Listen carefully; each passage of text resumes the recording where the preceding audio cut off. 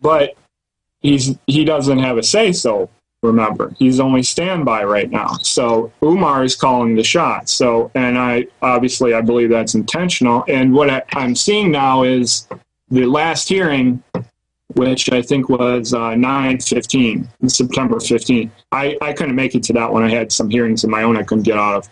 But there are reports in the media that Umar was acting crazy, refusing to button up his shirt, refusing to stand when the judge came out, and he came into the courtroom yelling, "Osama is alive." Okay, to me that tells me one thing. Every time I've seen Umar, he's been very calm, reserved, very soft-spoken, not acting crazy at all. So to me, he's been told to act crazy throughout the trial. Yeah, that was in the news. That was in the news that he did all that. Right, exactly. That's totally opposite. Which is another telltale sign. All this other bombshell stuff, the whore media, the complicit globalist media, the crime syndicate media, they don't cover it, but now they cover the outburst because it fits into the new legend. Well, I think he's being told to do this because otherwise people paying attention now for the trial would say, well, who's this guy? He doesn't seem very scary. He's just this small, reserved little guy. You know, I think they're telling him that crazy so it can be put in the headlines, you know, he did this day or that. And that's why he's representing himself, too, so the real story won't get out. But, well, Kurt, this is too incredible, and the nightly news is going way over. Definitely, I need to get you on the radio in the next few days. Quickly, just give us a preview. What else have you learned? You know, I hit the main points already. I think I'm going to know a lot more soon. The jury selection happens October 4th, and we have opening statements starting October 11th. So I think you're going to start hearing a lot more, and I'm going to be able to tell you a lot more. You know, those were the main things that I've hit recently, but of course, there's so much to the story I can't really. Oh, it's going to take a long time for me to even be able to digest this. I'm going to have to rewatch this interview several times. As we end the broadcast here, Kurt, please stay there. I want to get you set up right now for the radio show, obviously, as soon as you can. You're a very busy man. You have a lot of courage, and we just appreciate your time. I understand why. Well, in closing, correct me if I'm wrong, you sound now not so much shaken, but you're realizing that the rabbit hole goes very deep.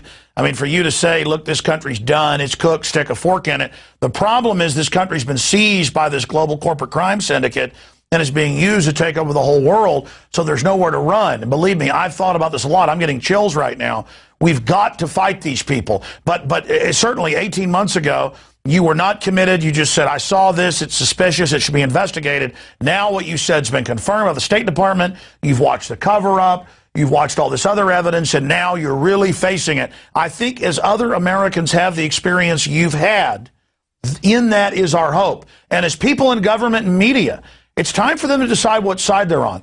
Which this is not like we're just working with Boss Hogg here and, ha-ha, it's some corruption, good old boy stuff. This is really nasty, targeting our basic liberties and freedoms. The question is why?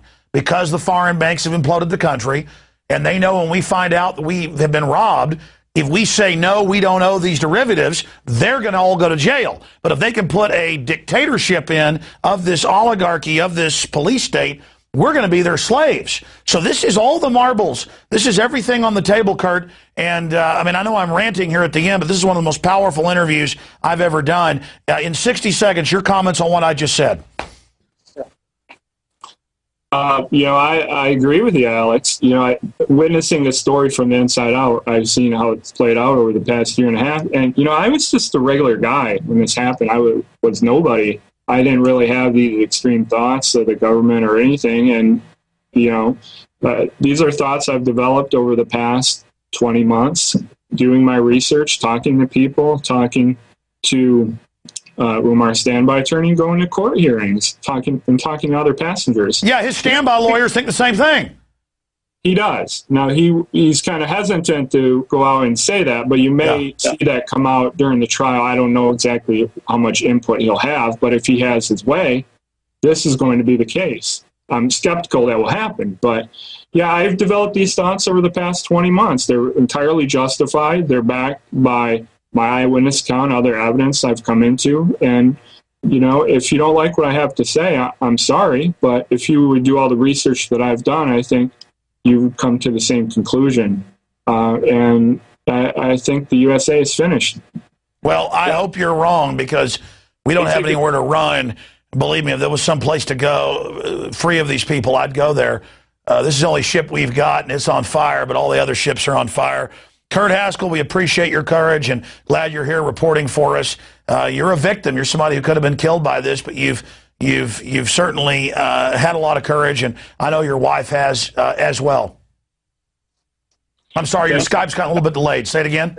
Sorry, Alex. I said I could have been killed by the fire, but not by the bomb. The bomb couldn't have detonated, but you're right. Absolutely. Kurt Haskell, thank you so much. We'll talk to you very soon. No problem.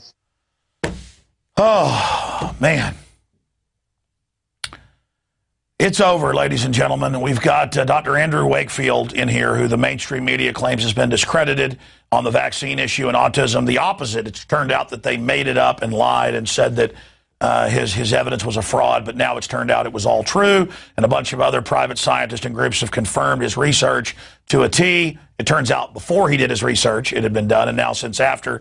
And now it's been confirmed that the Gardasil vaccine separately, the government admits 18,000 plus adverse reactions, and of course some deaths. And meanwhile, they've got Gardasil spokespeople out there saying no one's been hurt. It's perfectly good for you. Dr. Andrew Wakefield tomorrow in studio with us. We'll take you out to the end with a short clip from him on the radio show in studio Friday, breaking down what's happening with Gardasil in California. I'm Alex Jones signing off for InfoWars Nightly News. And what we're going through in California, you probably know it, this bill AB 499 at the moment is taking away the rights of parents to determine whether their children get vaccinated. So girls as young as 12 can go to school and secretly get the vaccine of their own volition, hepatitis B, HPV, and the rights are taken away from the parents to look after their children. This is an utter disgrace.